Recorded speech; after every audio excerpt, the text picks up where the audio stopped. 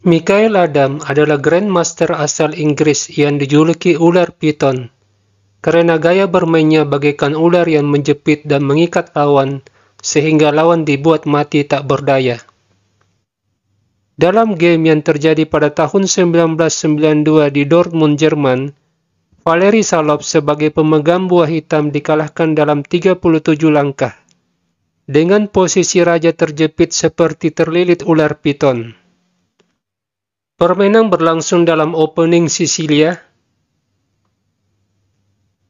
Di langkah kelima, Salov memilih variasi Spesnikov dengan 3 tujuan dari pemain hitam. Yang pertama, membangun kekuatan di sentrum dengan penempatan pion. Yang kedua, mengusir kuda dan membuka jalan bagi pengembangan gajah gelap, sekaligus memprovokasi putih melakukan pertukaran kuda yang akan memberi keuntungan bagi hitam di pusat.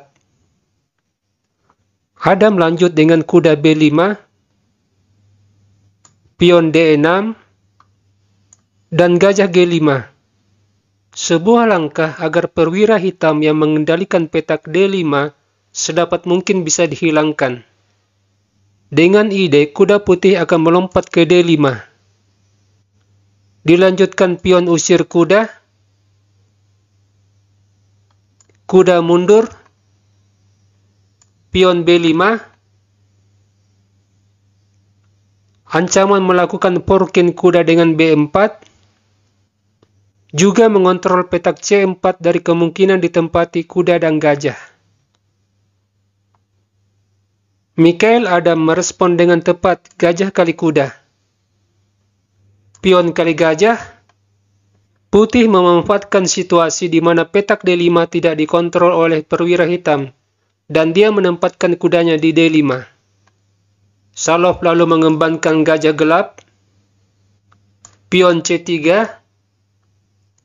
mengosongkan petak C2 ditempati kuda. Kemudian hitam menyerang di sentrum dengan F5. Adam lalu memukul pion, gajah kali pion. Hitam mendapat penguasaan diagonal B1H7. Tetapi putih memiliki rencana dengan manuver kuda ke C2, dengan rencana kuda ke E3. Menyerang gajah sekaligus memperkuat posisi kuda D5. Salov lanjut dengan rokade. Gajah fianchetto adalah perlindungan bagi raja terhadap serangan putih. Adam lalu membawa kudanya menyerang gajah. Gajah mundur. Memasuki langkah ke-15, Adam menyadari salah satu kekuatannya adalah kuda di petak D5. Kuda ini mencengkeram beberapa titik di wilayah hitam. Dan dia juga menyadari cepat atau lambat hitam akan melakukan serangan terhadap kuda D5 dengan kuda E7. Dari pemahaman inilah dia mendorong pion G3.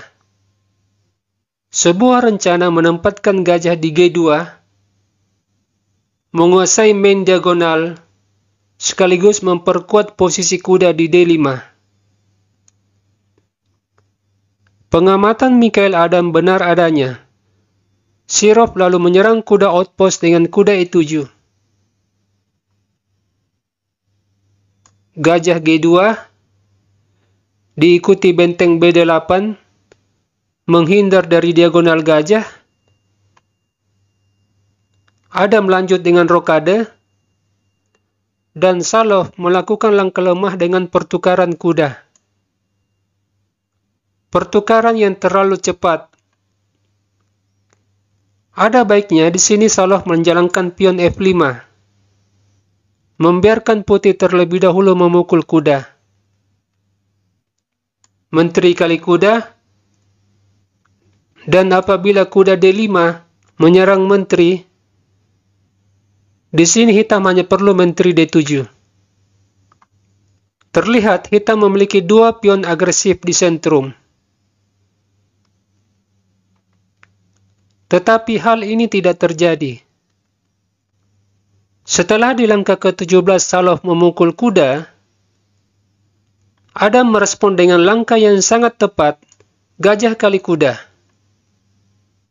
Mayoritas pemain amatir memilih kuda kali kuda. Tetapi Adam termasuk dalam 5 pemain terbaik dunia di masanya. Memukul kuda dengan gajah setidaknya memberi 2 keuntungan bagi pemain putih. Yang pertama, hitam tidak bisa mendorong pion F5, sebab gajah hitam tanpa pengawalan di E6.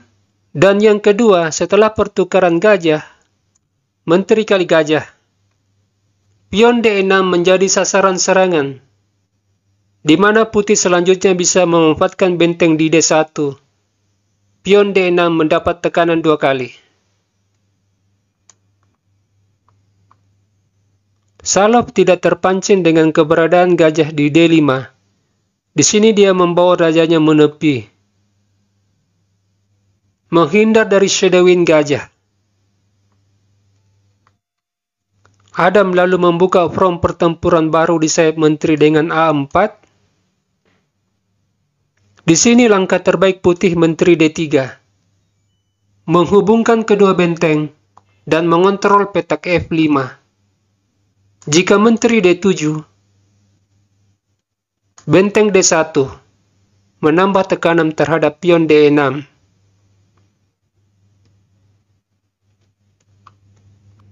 Permainan berlanjut dengan gajah H6, mengalihkan diagonal gajah untuk menekan kuda. Adam lalu memukul pion B. Pada posisi ini seharusnya Salov memukul kuda, membuat permainan lebih sederhana setelah pion kali gajah dan pertukaran gajah terang, menteri kali gajah, benteng kali B5. Permainan memasuki ending menteri dan benteng. Tetapi hal ini tidak dilakukan oleh Valeri Salov. Salov lebih memilih pion kali pion. Adam kemudian melarikan kudanya dari ancaman gajah. Menteri D7. Setelahnya, Adam menemukan langkah yang tepat, benteng A6. Rencana selanjutnya pertukaran gajah, lalu pion D6 dipukul. Salov lalu menyerang benteng dengan gajah. Benteng E1. Gajah G2 adalah langkah blunder, sebab setelah pertukaran gajah, menteri skak, putih kehilangan benteng. Di langkah ke-23, Salov membawa gajahnya ke G5. Sebuah rencana membawa gajah manuver ke sayap menteri. Disusul kuda B4, dengan ide membawa kuda ke petak outpost. Hitam gajah DD8 dan gajah E4. Langkah ini memiliki 3 tujuan. Yang pertama, mengosongkan petak D5 ditempati kuda. Yang kedua, menambah tekanan terhadap pion D6. Dan yang ketiga, menekan petak H7. Salov merespon dengan gajah H6, menutup akses benteng menyerang pion D6. Michael Adam lalu menempatkan kudanya di petak outpost, menekan 4 titik di wilayah hitam. Di langkah ke-26, hitam melangkah pion F5. Ini adalah ciri khas sisilah Spesnikov yang lambat dijalankan Salov. Adam lalu memukul gajah dengan kuda. Terlihat hitam kalah 1 perwira, tapi setelah menteri DD8, 2 perwira putih terancam. Dalam situasi ini, Adam menemukan langkah yang tepat. Kuda D7, menyerang 2 benteng sekaligus. Memaksa Salov memukul kuda. Dilanjutkan benteng kali pion. Adam memenangkan 1 pion ditambah dengan penguasaan jalur D. Menteri E7. Michael Adam mendapat tempo menempatkan benteng di baris ke-7 setelah benteng menyerang menteri. Dan menteri ke G5. Disusul gajah C2, tetap melakukan shadowing terhadap petak H7. Sekarang pion E5 terancam. Jika benteng melindungi pion F4. Pion kali F, menteri skak, raja bergeser, gajah skak, raja F8, dan menteri H8 adalah skak mat. Oleh karena itu, di sini hitam mendorong pionnya, menghalangi diagonal gajah menyerang petak H7. Selanjutnya putih melakukan skak dengan menteri,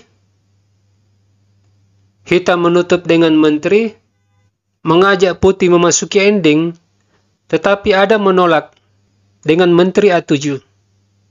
Dia memberi tekanan di baris ke-7. Tentu saja hitam mencegah benteng memukul pion H7 dengan menteri H6. Setelahnya benteng yang lain dialihkan ke jalur A, menutup peluang benteng menyerang menteri. Šalov dengan putus asa memajukan pion B4. Tetapi menteri skak membuat hitam harus menutup dengan menteri.